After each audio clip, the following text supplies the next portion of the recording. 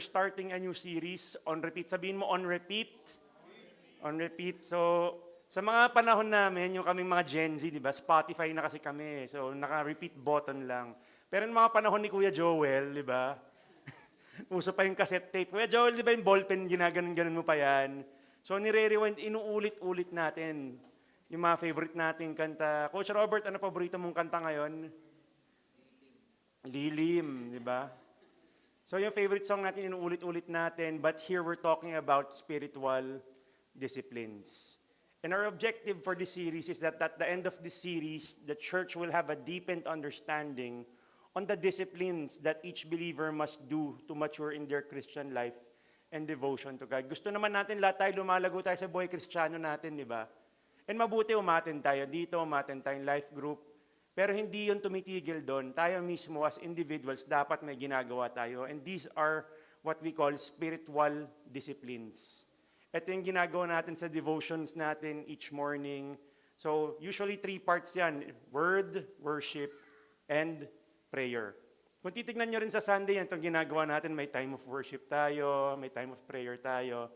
And we take time really to study the Word. And ito, paulit-ulit to. Paano natin ito gagawin? Di ba? Pag sa umaga, pakinggan mo yung favorite worship song mo, then you read the Word of God, and you pray to God. But today, our focus will be on God's Word. More importantly, what should be our attitude towards God's Word? Paano ba magbasa ng Bible? Dapat ba, cover to cover, isang araw? Dapat ba 1 book a day? O paano ba pagising mo, Lord, magsalita ka sa akin. And Judas hung himself. Di ba hindi naman ganun eh. But we really take time to study God's Word. And ngayon, pero, paano dapat yung mga puso natin? More than us reading, more than us studying, what should be our attitude towards God's Word? Hindi lang yung basta-basa. Kasi pagbasa tayo ng basa and we don't have the right heart, chances are mali ang intindi natin. Ito napaka-ano tayo. That's why marami tayong people who have a hard time in their faith because they don't know how to read God's Word properly. But today we'll take a look at what God's Word says about how we should approach it. Let's all stand for the reading of His Word in the book of Acts, chapter 17. So I encourage everyone, dala tayong Bible, whether physical or digital. Basta may Bible tayo, okay yan. So let's read, starting in verse 10. The brothers immediately sent Paul and Silas away by night to Berea. And when they arrived, they went into the Jewish synagogue. Now these Jews were more noble than those in Thessalonica. They received the word with all eagerness, examining the scriptures daily to see if things were so. Many of them therefore believed, with not a few Greek women of high standing as well as men. This is the word of the Lord. Let us pray. Lord, we declare that your word is the final authority in how we will live our lives. This is the ultimate standard in every area of our lives. In our prayers, that as your word is preached, may it pierce our hearts to bring transformation in our lives. In Jesus' name, amen and amen. You may be seated.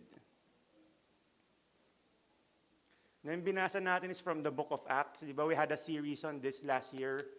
But konting background lang on the book of Acts. Ang author niya is si Luke. So si Luke, siya isang doktor, yung hospital na St. Luke, sa kanya po pinangalan yun. Because he is a physician, as scholars would say. And Luke is a disciple na kasama ni Paul throughout his missionary journeys. Makikita natin to sa book of Acts, meron transition to dati.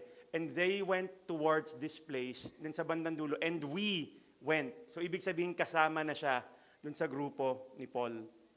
And about Luke, he is the only Gentile writer in the entire Bible. From Old Testament to New Testament, lahat sila Jewish except for Luke. And he also wrote the Gospel of Luke, which is, sinasabi nila, Acts is a sequel the Gospel of Luke. So magkaduktong siya. So pag binasa mo yung Luke, pag binasa mo yung Acts, magigets mo how it is written. Well, the Gospel of Luke focuses on the ministry of Jesus Christ as the Son of Man who came to seek and save the lost. Acts focuses on the history of the church following the resurrection of Jesus Christ. And the book of Acts, nagsimula to when the Holy Spirit came upon the disciples and they became the witnesses of Jesus. Kaya kung gusto mo ng summary ng book of Acts, it's actually in this verse, Acts 1:8. But you will receive power when the Holy Spirit comes upon you, and you will be my witnesses in Jerusalem, in all Judea and Samaria, and to the end of the earth. And this is pretty much the outline, the summary of the entire book of Acts. Jerusalem, nasa Jerusalem sila, Acts 1-7. Judea and Samaria, Acts 8-12. And to the ends of the earth, Acts 13-28. But it all started when they received the power from the Holy Spirit. That's why they were able to become witnesses for Jesus. Now, kung titignan natin, ang huge chunk niya nandun to the ends of the earth, di ba? So, how do we study Acts 13-28? It can actually be outlined through Paul's missionary journeys. Acts 13-14, it's Paul's first missionary journey. 15-18, his second missionary journey. 19-22, his third missionary journey. And 23-28, ito yung time na na-house arrest siya sa Rome. And we can see that Paul really is, masasabi natin parang siya yung barometer dito sa Acts na to. He's played such a crucial part in the New Testament. And this book of Acts actually, dito natin makikita yung timeline of where some of the epistles were written. Kung gusto nyo malaman yan, enroll kayo Leadership 113, tuturo sa inyo yan ni Coach Robert. Tsaka ni Father Norman. Para kay Father Norman ayaw nyo, kay Coach Robert naniwala kayo magtuturo siya. Kay Norman ayaw nyo. And the text we read is part of Paul's second missionary journey. So kita natin yung mapa kung saan siya pumunta. And he started in Antioch. And bumalik siya ng Antioch, parang isang loop yan ng kanyang second missionary journey. And one of the places he went to is a place called Macedonia. Part of his missionary journey was the Lord leading him to the region of Macedonia. And we can see in the following verses how God called him to go to Macedonia. So hindi ito yung basta punta tayo dito sa lugar na ito, but there was actually the hand of God involved. What people and scholars call the Macedonian call. And they went through the region of Phrygia and Galatia, having been forbidden by the Holy Spirit to speak the word in Asia. So gusto nila pumunta dito sa lugar na to, in Asia, sa Galatia. Pero hindi eh. Then when they came up to Mysia, they attempted to go in, but the Spirit of Jesus did not allow. Then parang hindi, gusto namin pumunta dito. Pero hindi nga sila pinapayagan. Then in verse 8, so passing by Mysia, they went down to Troas, and a vision appeared to Paul in the night. A man of Macedonia was standing there urging him and saying, "Come over to Macedonia and help us." And when Paul had seen the vision, immediately we sought to go into Macedonia, concluding that God had called us to preach the gospel to them. The people and place with regards to our calling is always determined by the leading of the Holy Spirit and God leading us. As Paul and his companions answered the call to Macedonia, this resulted into planting of the Macedonian churches.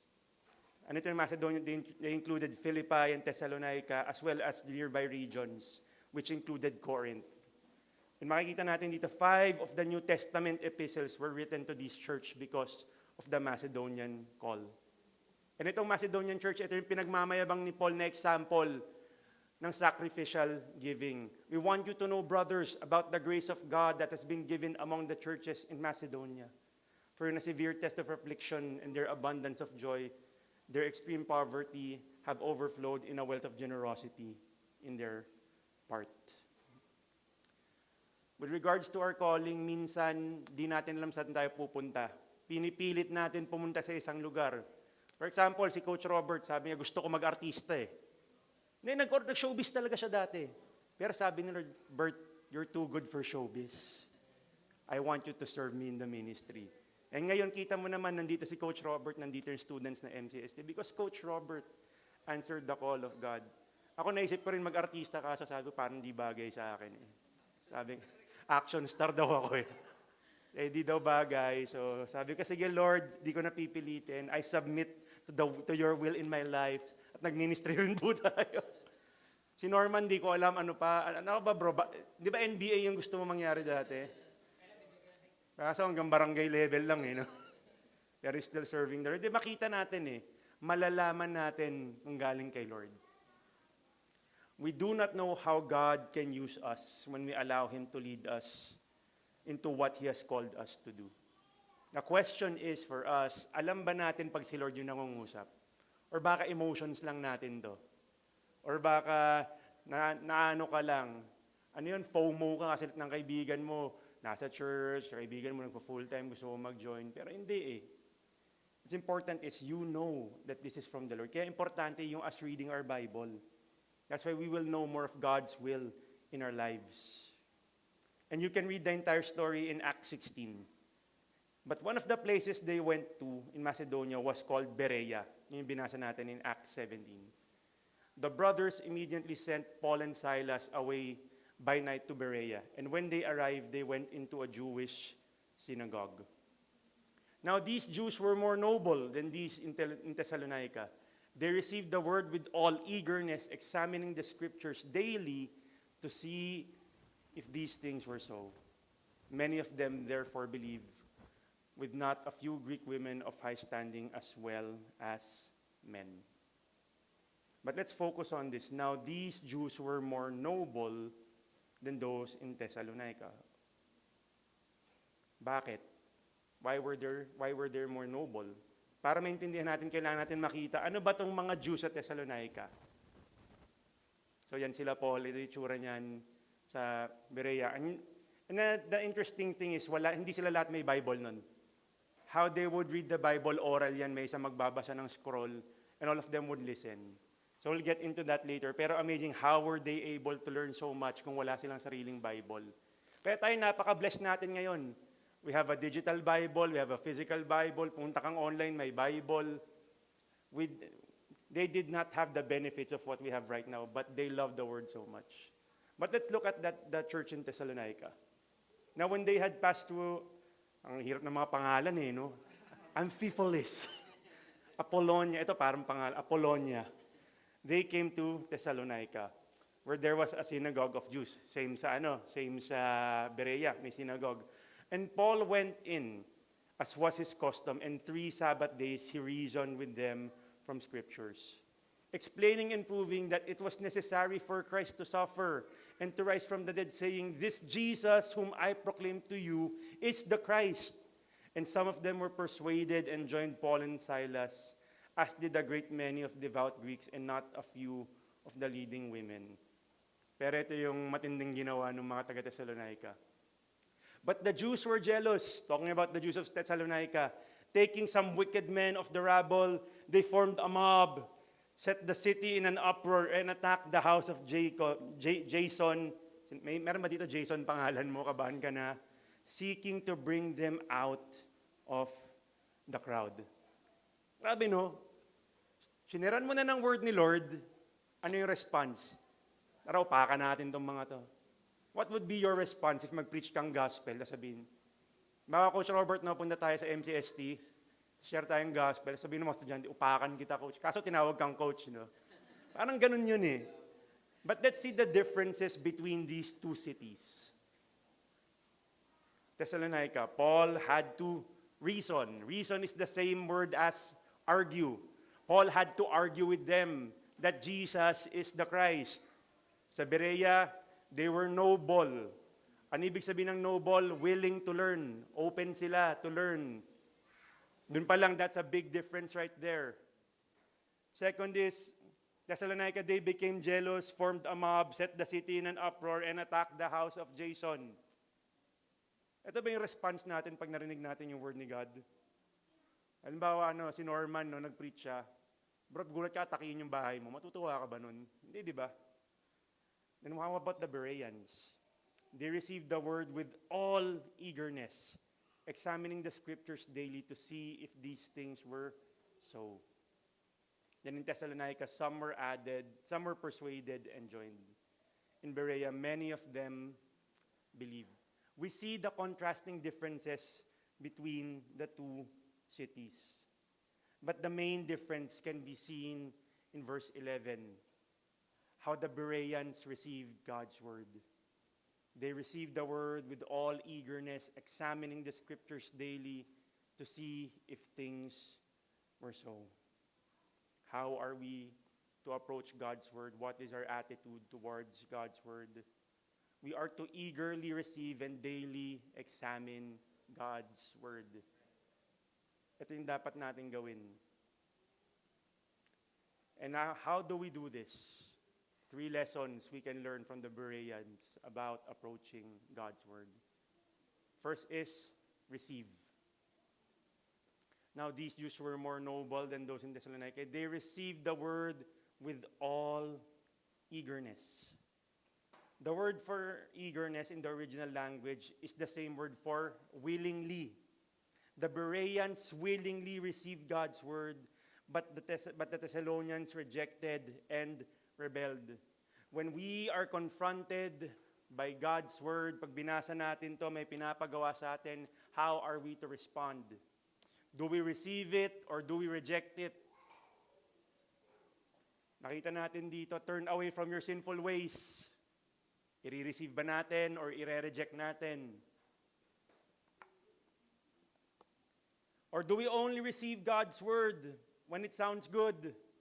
When it talks about blessings and breakthroughs, like you are the head, not the tail. Diba? And your vats will be overpouring, overflowing. Pag mga ganyan, yes, I receive it, Lord. Ganda eh. But what if the Word of God is telling us to reject sin and love your enemy? Tatanggapin ba natin yun? Or will we say, hindi, gusto ko to eh, yung blessing lang, head not the tail, yung prosperity and everything. But when it talks about living for Christ, carrying your cross, i-reject natin. What is our attitude towards God's Word? We cannot treat the Word of God like this, like a buffet. Sino dito, katabi mo, tingnan mo, mahilig ba sa buffet yan? The thing about a buffet is, para sabihin mo, si pastor expert sa buffet yan eh. The thing about a buffet is, you just go there, you pick and choose kung ano yung gusto mo. Tapos masasabi mo, happy ka, kasi nakuha ko yung gusto ko eh. Di ba? We should not treat God's word like that. Kunin ko blessing, kunin ko prosperity, kunin ko promises. Iba, ayoko yan. Ito lang ako, masaya na ako dito. Where we should treat the Word of God more like a full course meal. Yung full course meal, ito, kakainin mo to from start to finish. We take God's Word, we take the entirety of it. From Genesis to Revelation, from table of contents to maps. Read God's word for its wholeness. We do not skip one verse kahit Jesus wept pa yan. Alam mo yung nagbabasa ka ng Bible, di ba? Yung iba dito, shinare ko sa inyo yung Bible reading plan ko. Okay, Genesis, ganda, creation, Noah, Abraham. Punta ka Exodus, di ba? Moses, nahati yung Red Sea, dumaan siya. Galing ni Lord. Leviticus, about the law. Magdadala ako ng gantong tinapay tsaka gantong hayop. Di ba? Tupa, di ba? Tapos, Numbers, binilang niya yung mga tao. Minsan hindi natin siya ma-appreciate kasi may hinahanap tayo na gusto natin ganito. Pero kung iisa-isahin natin yung dadahan-dahanin natin yung pagbasa, we will appreciate the beauty of God's Word. Yung Leviticus, everything that's happening there, the sacrifices, that's actually a precursor to Jesus Christ, the greatest sacrifice. And yung Numbers, makikita rin how it will relate to the book of Revelation. Kasi we read the entirety of it eh. Everything, every book of the Bible, every verse is interconnected. Again, at Entire Leadership 113, you will get to know more of this. Talagang pinlag yung Leadership 113. We are to willingly receive the entirety of God's Word and not just choose what we want. And just like a full course meal, I had the chance to experience this. Merong tinatawag silang head waiter. Di ko nasasabihin yung French term kasi hindi ko ma-pronounce eh. Pero yung head waiter, siya yung nagko-control ng progression ng meals. Okay, next meal, tanggalin mo na to. And for us, we have the Holy Spirit who guides us as we read. and study God's Word. In John 6:13, for the word of the Lord, yun, parang malito. Ayan. Nagkabaliktad siya. Sige, yung John na lang muna ito. When the Spirit of truth comes, it will guide you into all truth. That's why we always pray and ask the Holy Spirit before we read and study God's Word. Hindi ka lang basta-basa. And the Word of the Lord is also called the sword of the Spirit.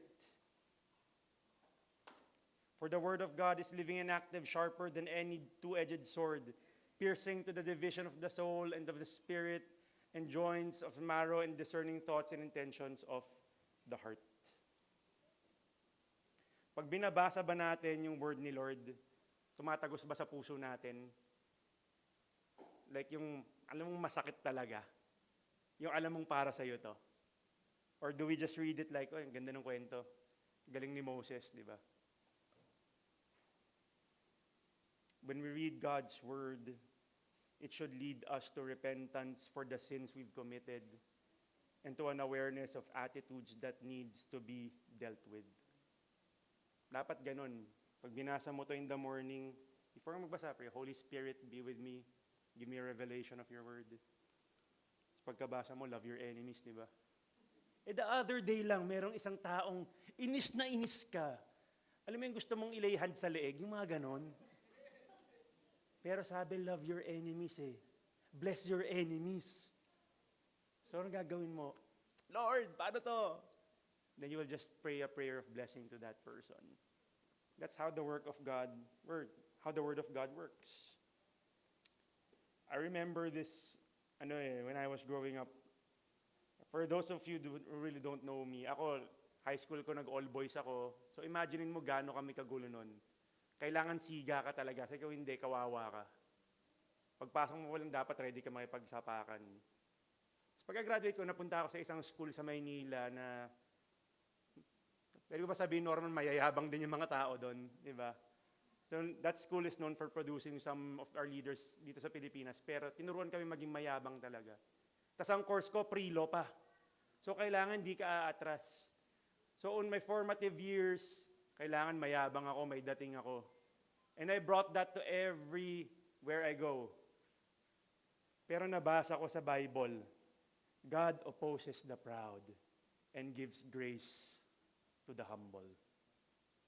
Lord, buong buhay ko, sabi dapat ganito ako eh. Pero sabi ng word ni Lord, do you want me to oppose you or do you want me to give you grace? The choice is yours. And little by little, I chose to humble myself before the Lord. And I pray the same thing happens to us. That every day when we encounter God's word, we have a willingness to receive it so that change will happen. And we grow as the Holy Spirit reveals things to us we need to change and surrender in our lives through His word.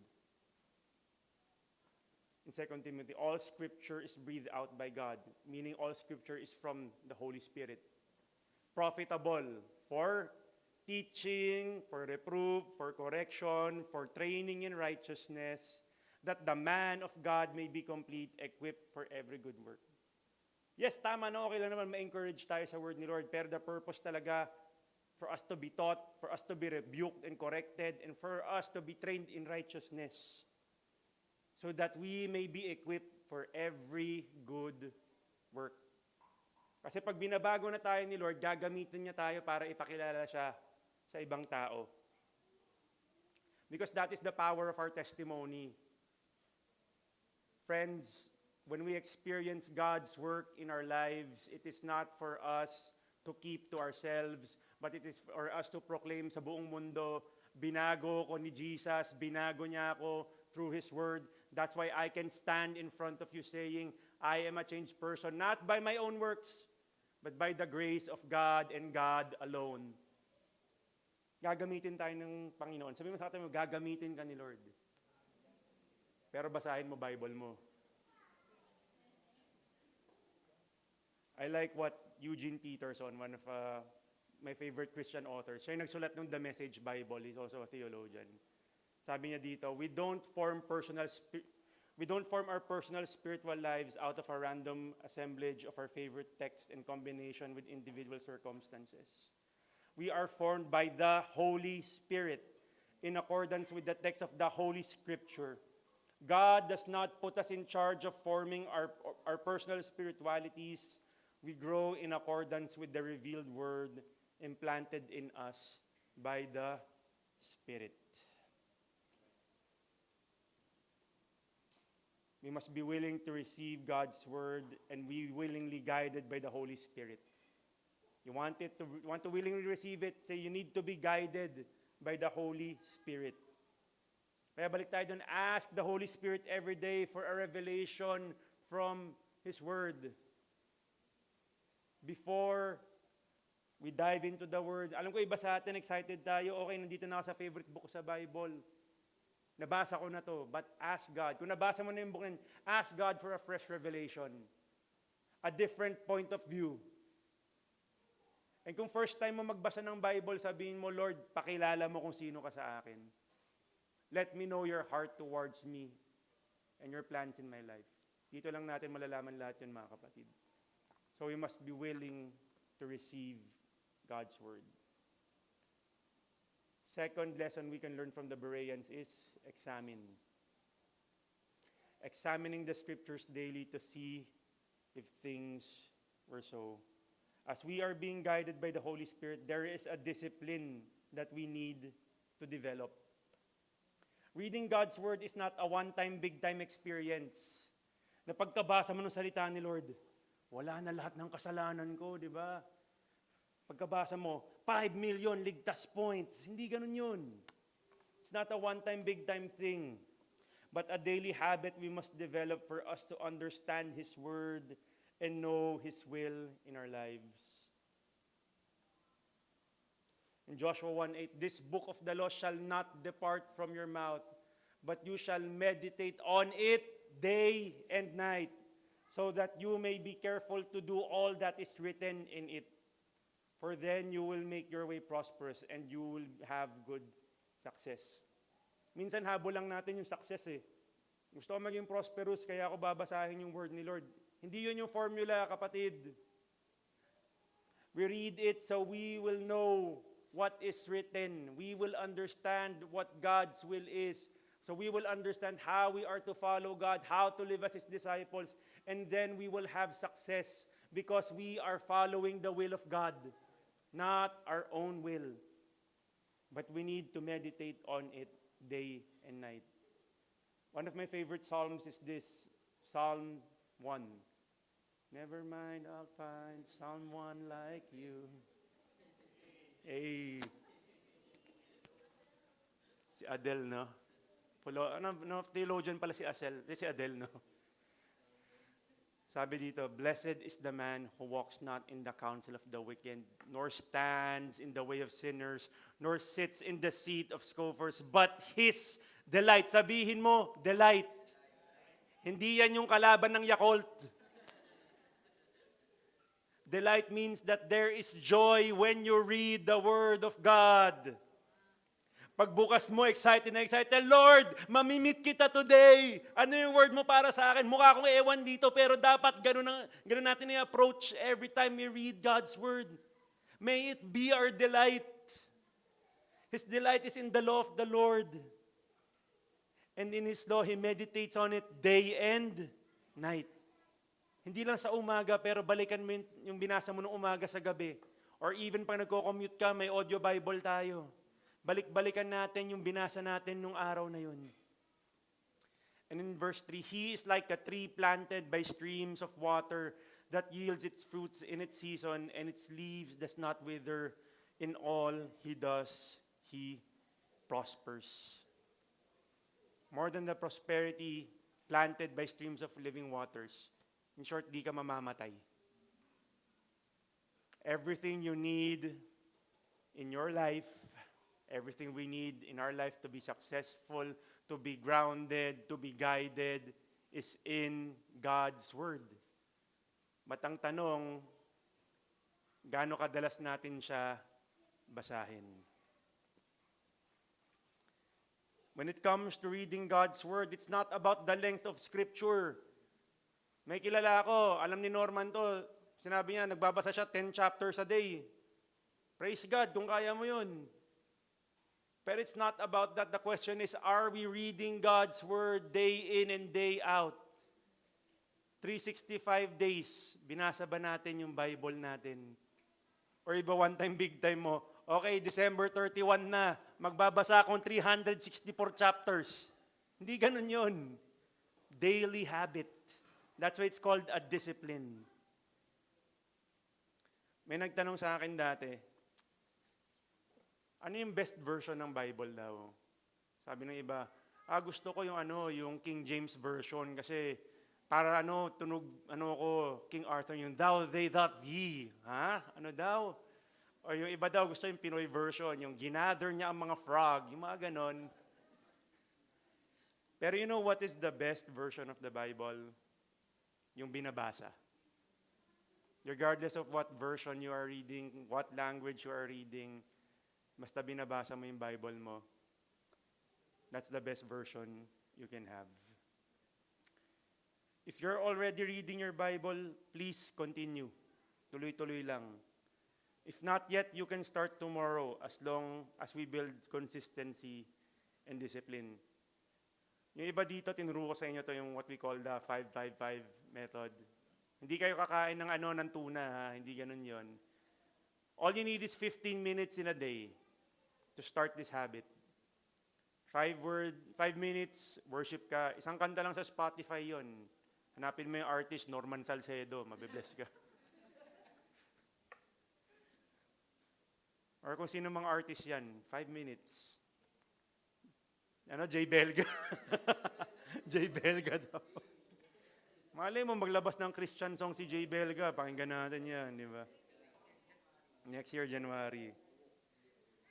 Pagka-worship mong 5 minutes, you read the word. 5 minutes. Kahit one verse lang yan, ulit-ulitin mo. Tapos maganda, may notebook ka. Sulat mo yung mga insights mo. Then after that, 5 minutes, you pray. 5 minutes worship, 5 minutes word, and 5 minutes prayer. It's a daily discipline that needs to be developed. And when it comes to daily disciplines, di ba, ang pinaka-common picture, may isip natin yung athlete na nagtitrain. Alam na, kakatapos natin ng Olympics, alam natin yung kwento, mula pagkabata nila, everyday na sila nagtitrain. But when it comes to an athlete being fully devoted, fully committed to his craft, I can only think of one name, si Kobe Bryant. Hindi dahil favorite player ko siya, pero part na yon. But he is known for his crazy commitment to his routine. Yung magigising siya ng 3 a.m. para mag-train siya ng 4 a.m. hanggang 9 p.m. And then sabi niya, you wake up at 3, gayahin ko, wake up at 3, train at 4, 4 to 6, come home, eat breakfast, relax. Now you're back at it again, 9 to 11, relax. Back at it again, 2 to 4. Now you're back at it again, 7 to 9. Mamba out. Diba? Ganun siya ka-committed eh. If Kobe Bryant can be committed to a sport that he loved by daily training, what more us to show our devotion to a God who we love and who loves us more than we can ever imagine by daily reading our Bibles. Let us commit to read and study our Bibles daily. We find the truth through daily examining God's Word with the guidance of the Holy Spirit. And lastly, as I call the music team, we willingly receive God's Word, we daily examine God's Word, and lastly, we are to believe. In Acts 17, verse 12, many of them therefore believed. The results of the Bereans being willing to receive and daily examining God's Word was that they believed. The word believe here, as scholars would define it, means they became a believer of Jesus Christ. In other words, they put their faith in Jesus Christ. And as Paul says it in Romans, Walang stand. wala, doble-doble. May problema yung pro-presenter natin, coach. But sabi dito sa Romans 10:17, so faith comes from hearing, and hearing through the word of God. As we mentioned earlier, this is how a synagogue looked like in their days. Usually one scroll lang per synagogue, nakatago yan. Then there would be, and hindi sila lahat marunong magbasa. Not every one of them literate.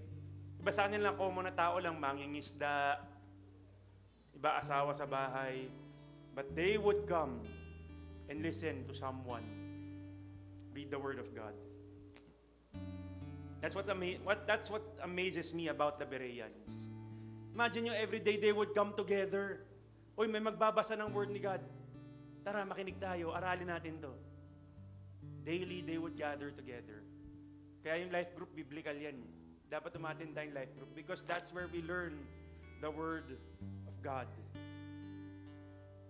And when we read the Word of God, we should read it aloud. Kaya maganda pag nagka-quiet time ka, hindi sa jeep, di ba? Hindi sa CR sa office. Get a place na ikaw lang yung makakarinig. Na pag binasa mo yung Word, animated ka. Because when you hear it, that's where faith comes. When you hear God's Word over and over again. Then the story continues. Paul had to go to Athens as the Jews from Thessalonica came to Berea. Yung mga gustong sumugod sa kanya, sinundan siya talagang gusto siya upakan itong mga to eh. And Silas and Timothy stayed longer than followed Paul. So, but when the Jews from Thessalonica learned that the word of God was proclaimed by Paul at Berea also, they came there too, agitating and stirring up the crowds. Then the brothers immediately sent Paul off his way to the sea, but Silas and Timothy remained there. Those who conducted Paul brought him as far as Athens, and after receiving a command for Silas and Timothy to come to him as soon as possible, they departed. So some would say na walang exact time how long Timothy and Silas stayed, but they continued teaching the Bereans. And not much is mentioned about the Bereans after this. Ako naisip ko lang to, parang ba't walang letter to the Bereans? Na? Baka mabait sila. Kaya kaya di daw kailangan ng letter. But the last time the Bereans were mentioned was later in the book of Acts when Paul returned to Macedonia. There he spent 3 months, and when a plot was made against him by the Jews, ito na naman tayo, no? Lagi may plot against him, no? As he was about to set sail for Syria, he decided to return through Macedonia. Sopater, the Berean son of Pyrrhus, accompanied him. He was a Berean.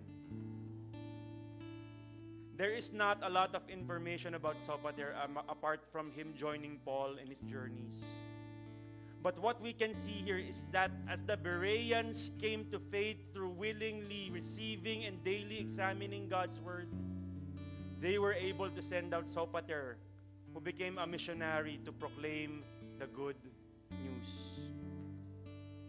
Friends, as we make a commitment to willingly receive and daily examine God's Word, may our faith be built up, that it will lead us to share the gospel of Jesus Christ to our families and communities.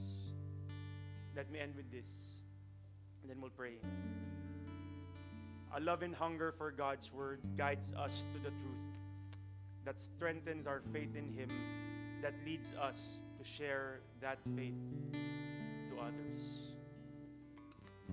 The purpose is always to proclaim the gospel and share who Jesus Christ is.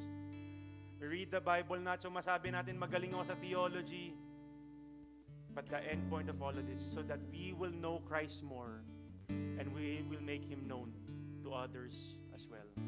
Let's all stand and we will pray. Lord, thank you for the privilege of reading your word. Especially dito sa Pilipinas, Panginoon. In other countries, they will be killed just to have a copy of the Bible. And we are so grateful that we get to experience your love by reading your word. And Lord, we commit that we will love your word, Lord, more than any type of food. That this is what we will need in our daily lives.